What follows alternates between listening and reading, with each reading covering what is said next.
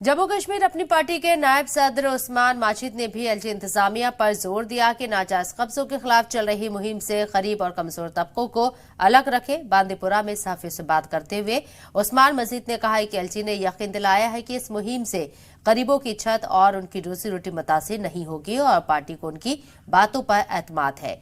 उस्मान मजीद ने कहा है कि बासर लोगों के जरिए सरकारी जमीनों पर गैर कानूनी कब्जे की किसी तौर पर हिमायत नहीं की जा सकती। उधर जेके पीपल्स पार्टी ने इस मामले को लेकर हाईकोर्ट में जाने की बात कही।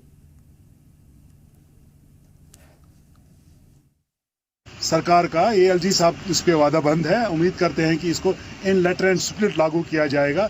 जहां तक बड़े लोगों की बात है उसमें तो हम कहेंगे कि ठीक है, जिनके पास ज़्यादा लैंड है, जिनने बहुत बड़ी बड़ी जगहें कब्जे में ली है नाजायज़ तरीके से, अगर उनसे छीना जाएगा तो उससे आम आदमी पर कोई असर नहीं पड़ेगा।